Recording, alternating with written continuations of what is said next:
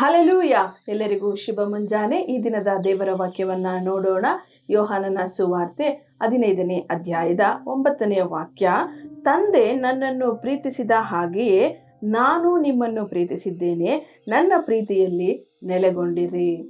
ಹೌದು ಪ್ರಿಯರೇ, ನಮ್ಮ ಕರ್ತನಾದಂತಹ ಯೇಸು ಸ್ವಾಮಿ ಹೇಳುತ್ತಿದ್ದಾರೆ, ತಂದೆ ನನ್ನನ್ನು ಪ್ರೀತಿಸಿದ ಹಾಗೆ ನಾನು ನಿಮ್ಮನ್ನು ಪ್ರೀತಿಸಿದ್ದೇನೆ, ನನ್ನ ಪ್ರೀತಿಯಲ್ಲಿ ನೀವು ನೆಲೆಗೊಂಡಿರಿ ಎಂಬುದಾಗಿ.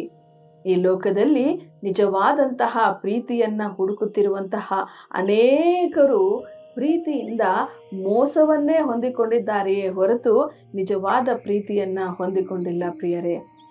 ನಾವು ಮನುಷ್ಯರು ಮಾಡುವಂತಹ ಪ್ರೀತಿಗಿಂತ ದೇವರ ಪ್ರೀತಿಯು ಅತ್ಯಂತ ಶ್ರೇಷ್ಠವಾಗಿ ಇರುವಂಥದ್ದು, ನಾವು ಅನುಭವಿಸುವಂಥದ್ದು. ಮತ್ತು ಆ ಪ್ರೀತಿಯಲ್ಲಿ ನಾವು ನೆಲೆಗೊಂಡಿರುವಾಗ ನಮ್ಮ ಜೀವಿತದಲ್ಲಿ, ಆತನ ಪ್ರೀತಿಯಲ್ಲಿ ನೆಲೆಗೊಂಡಿರುವಾಗ ನಮ್ಮ ಜೀವಿತದಲ್ಲಿ ಒಂದು ಭದ್ರತೆಯನ್ನ ನಾವು ಹೊಂದಿಕೊಂಡವರಾಗಿರುತ್ತೇವೆ. ಆದ್ದರಿಂದ ನಮ್ಮ ಕರ್ತನಾದಂತಹ ಯೇಸುವಿನ ಪ್ರೀತಿಯಲ್ಲಿ ನಾವು ನೆಲೆಗೊಂಡಿರೋಣ, ಆತನ ಪ್ರೀತಿಯನ್ನು ನಾವು ಅನುಭವಿಸೋಣ ಪ್ರಿಯರೇ. ಈ ದಿನದಲ್ಲಿ ನಿಮಗೆ ಯಾರೂ ಕೂಡ ನಿಮ್ಮನ್ನು ಪ್ರೀತಿಸಲು ಇಲ್ಲವಲ್ಲ ಎಂಬುದಾಗಿ ನೀವು ಅಂದುಕೊಂಡಿರಬಹುದು, ಆದರೆ ಅದು ಸತ್ಯವಲ್ಲ. ನಿಮಗಾಗಿ ಪ್ರೀತಿಸುವಂತಹ ದೇವರಿದ್ದಾರೆ, ಅವರು ನಿಮ್ಮನ್ನು ಪ್ರೀತಿಸುತ್ತಾರೆ. ಅವರ ಪ್ರೀತಿಯಲ್ಲಿ ನೀವು ನೆಲೆಗೊಂಡಿರುವಾಗ ಆ ಒಂದು ಪ್ರೀತಿಯನ್ನು ನೀವು ಅನುಭವಿಸಬಹುದು. ಪ್ರಾರ್ಥನೆ ಮಾಡೋಣ.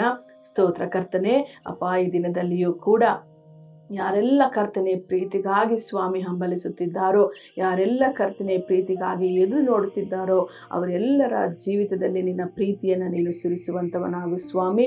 ನಿನ್ನ ಪ್ರೀತಿಯನ್ನು ಅವರು ಅನುಭವಿಸುವ ಹಾಗೆ ಅವರ ಜೀವಿತವನ್ನು ಮುಟ್ಟು ಸ್ವಾಮಿ. ಪ್ರತಿಯೊಬ್ಬೊಬ್ಬರ ಜೀವಿತದಲ್ಲಿಯೂ ಕೂಡ ನಿನ್ನ ಇರುವಿಕೆಯನ್ನು, ನಿನ್ನ ಪ್ರೀತಿಯನ್ನು ಸ್ವಾಮಿ ಹೊಂದಿಕೊಂಡವರಾಗಿ, ಅದರಿಂದ ಕರ್ತನೆ ತಮ್ಮ ಜೀವಿತದಲ್ಲಿ ಒಂದು ಭದ್ರತೆಯನ್ನು ಹೊಂದಿಕೊಂಡವರಾಗಿ ಈ ದಿನವನ್ನು ಧೈರ್ಯದಿಂದ ಮುನ್ನಡೆಸಲು ಬೇಕಾಗಿರುವಂತಹ ಬಲದಿಂದಲೂ, ಶಕ್ತಿಯಿಂದಲೂ, ಪ್ರೀತಿಯಿಂದಲೂ, ಜ್ಞಾನದಿಂದಲೂ ನಡೆಸಬೇಕಾಗಿ ಯೇಸುವಿನ ನಾಮದಲ್ಲಿ ಪ್ರಾರ್ಥಿಸಿ ಬೇಡಿ ಹೊಂದಿದ್ದೇನೆ ಕರ್ತನೆ, ಆಮೇನ್.